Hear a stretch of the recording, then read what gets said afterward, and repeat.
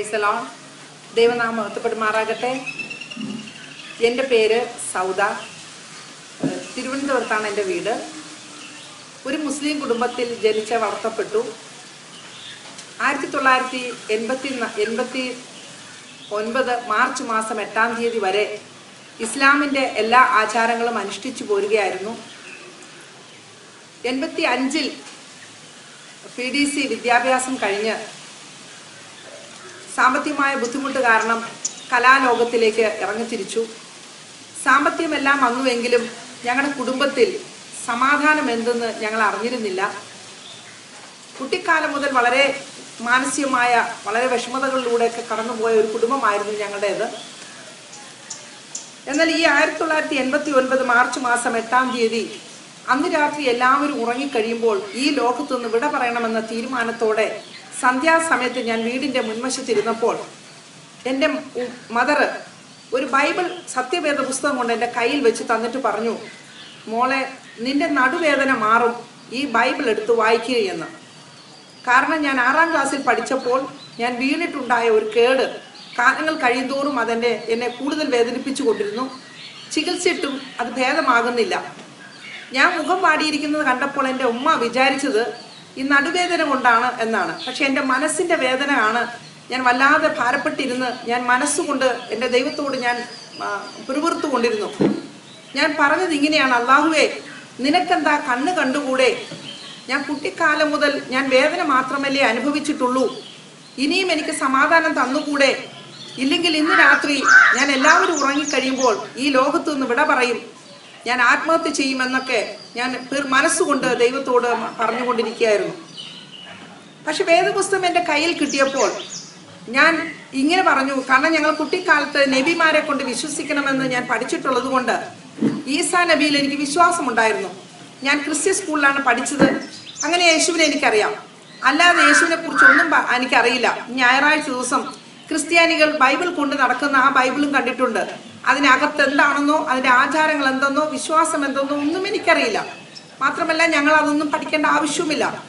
ഇസ്ലാം മതമാണ് ശ്രേഷ്ഠമായ മതം, മുഹമ്മദ് നബിയാണ് ശ്രേഷ്ഠമായ നബി എന്നൊക്കെ ഞങ്ങളെ പഠിപ്പിച്ചിരിക്കുന്നത് കൊണ്ട് അതെൻ്റെ ഹൃദയത്തിൽ നിറഞ്ഞിരിക്കുകയാണ്. പക്ഷെ വേദപുസ്തകം കയ്യിൽ കിട്ടിയിട്ട് ഞാൻ വേദപുസ്തകം എടുത്തു വെച്ചുകൊണ്ട് ഞാൻ ഇങ്ങനെ പറഞ്ഞു, യേശുപ്പ, ഞാൻ എന്ത് എന്ന് ഞാൻ അറിയുന്നില്ല. ഒറ്റ ചോദ്യമേ ചോദിച്ചുള്ളൂ. പക്ഷെ എൻ്റെ ഹൃദയത്തിൽ ഒരു 100 ചോദ്യങ്ങളുണ്ട്. ബൈബിൾ തുറന്നു. യെശയ്യാവിൻ്റെ പുസ്തകം 54-ാം അധ്യായം തുറന്നു കിട്ടി. ഞാൻ ഇങ്ങനെ വായിച്ചു വന്നു. വായിച്ചപ്പോൾ ശുദ്ധ മലയാളം. കാരണം ഖുർആൻ പോലെ വായിച്ചാൽ അർത്ഥം വേറെ പഠിക്കണം എന്ന ഒരു ഗ്രന്ഥമാണ് ബൈബിൾ എന്നാണ് ഞാൻ വിചാരിച്ചിരുന്നത്. പക്ഷെ ഞാൻ വായിച്ചു വന്നപ്പോൾ അതിലെ 4-ാം വാക്യം, ഭയപ്പെടേണ്ട, നീ ലജ്ജിച്ചു പോകുകയില്ല, ഭ്രമിക്കേണ്ട, നീ നാണിച്ചു പോകുകയില്ല. ആ വചനം വായിച്ചപ്പോൾ എത്രയോ ടൺ ഭാരം എൻ്റെ മനസ്സിൽ നിന്ന് അലിഞ്ഞു പോയതുപോലെ എനിക്ക് അനുഭവപ്പെട്ടു. കാരണം ദിവസങ്ങൾ മാസങ്ങളായി എൻ്റെ ഹൃദയത്തിൽ എനിക്ക് ചിന്തിക്കാൻ കഴിയാത്ത ഭാരങ്ങളുമായി ഞാൻ ജീവിക്കുകയായിരുന്നു. ഒരു ചുവട് പോലും മുന്നോട്ട് വെക്കാൻ കഴിയാത്തൊരവസ്ഥ. പക്ഷെ ആ ഒരൊറ്റ വചനം വായിച്ചപ്പോൾ, നീ ഭയപ്പെടേണ്ട, നീ എന്ന വ്യക്തിയോട് പറയുന്നത് പോലെ, ഭയപ്പെടേണ്ട, നീ ലജ്ജിച്ചു പോകുകയില്ല, ഭ്രമിക്കേണ്ട, നീ നാണിച്ചു പോകുകയില്ല. എനിക്ക് വല്ലാതെ ആർത്തി തോന്നി. താഴോട്ട് ഞാൻ വേഗത്തിൽ വായിച്ചു.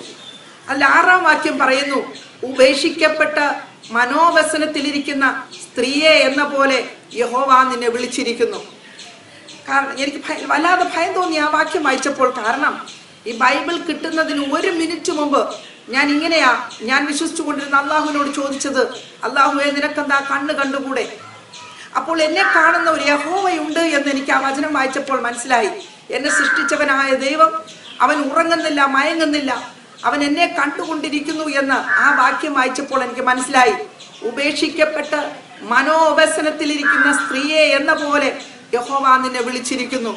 നീ ഒരു സ്ത്രീയാണ്, നീ മനോവ്യസനത്തിലിരിക്കുകയാണ്, ഞാൻ നിന്നെ കാണുന്നു എന്ന് ആ വാക്യം വായിച്ചപ്പോൾ എനിക്ക് മനസ്സിലായി. ഭയം തോന്നി. പിന്നെ ഞാൻ താഴോട്ട് വായിച്ചു. അടുത്ത വാക്യം പറയും, ക്രോധാധിക്യത്തിൽ ക്ഷണനേരത്തേക്ക് എൻ്റെ മുഖം ഞാൻ നിനക്ക് മറച്ചു, ഇനി ഞാൻ നിത്യതയോട് നിന്നോട് കരുണ കാണിക്കും.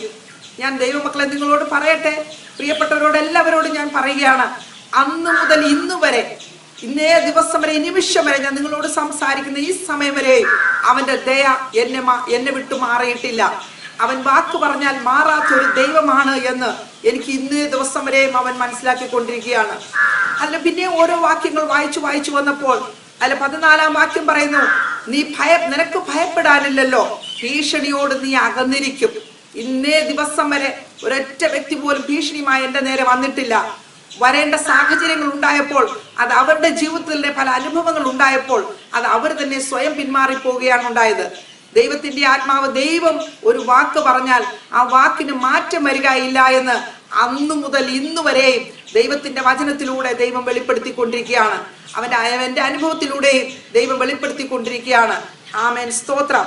ഈ വചനങ്ങൾ വായിച്ചു കഴിഞ്ഞപ്പോൾ അന്നേ രാത്രിയില് മാസങ്ങളും വർഷങ്ങളുമായിട്ട് എനിക്ക് ഉറങ്ങാൻ കഴിയാത്തൊരവസ്ഥയായിരുന്നു. നടുവേദന വേറൊന്ന്, മനസ്സിലെ വേദന മറ്റൊന്ന്. മാനസികമായും സാമൂഹികമായും സാമ്പത്തികമായും മറ്റെല്ലാ മണ്ഡലങ്ങളിലും വല്ലാതെ ഞെരുക്കം അനുഭവിച്ചിരുന്ന ഞാൻ അന്ന് രാത്രി സുഖമായി ഉറങ്ങി. ആ ഉറക്കത്തിൽ നിന്നാണ് എനിക്ക് വ്യക്തമായി മനസ്സിലായത്, ഈ ബൈബിൾ സത്യവേദ പുസ്തകം ജീവനുള്ള പുസ്തകമാണെന്ന്. മരിക്കുവാൻ ആഗ്രഹിച്ച അന്നേ രാത്രി എനിക്ക് സുഖകരമായ ഒരു ഉറക്കം നൽകി. രാവിലെ എണീറ്റപ്പോൾ എന്തെന്നില്ലാത്തൊരു ആനന്ദം, എന്തെന്നില്ലാത്തൊരു സന്തോഷം എനിക്ക് വർണ്ണിപ്പാൻ കഴിയില്ല. അന്നേ ദിവസമുണ്ടായ ആ അനുഭവം ഇന്നെന്ന പോലെ ഞാൻ ഓർക്കുകയാണ്. അതിനുശേഷം എനിക്ക് ഈ വേദപുസ്തകത്തോട് വളരെ ആർത്തി തോന്നി. പിന്നെയും ഞാൻ വിശ്വസിക്കാനും വായിക്കുവാനും തുടങ്ങി. ഇതിൻ്റെ ബാക്കി ഭാഗം ഞാൻ അടുത്ത് തന്നെ നിങ്ങളോട് പറയുവാൻ ആഗ്രഹിക്കുകയാണ്. ഞാൻ ദൈവമക്കളെ ഓർത്ത് ഞാൻ പ്രാർത്ഥിക്കുന്നു. നിങ്ങളെ ഓരോരുത്തരെയും ഓർത്ത് ഞാൻ പ്രാർത്ഥിക്കുന്നു.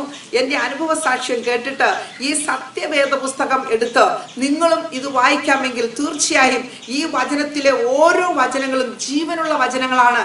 നമ്മുടെ ഹൃദയത്തിലെ വേദനകളെ അത് മനസ്സിലാക്കി അതിൻ്റെതായ മണ്ഡലങ്ങളിൽ ഇറങ്ങിച്ചെന്ന് അതിനെ എണ്ണ തേച്ച് മുറിവ് കെട്ടി ഉണക്കുന്നത് പോലെ ദൈവത്തിൻ്റെ ആത്മാവ് നിങ്ങളോട് ഇടപെടുമെന്ന് ഞാൻ വിശ്വസിക്കുകയാണ്.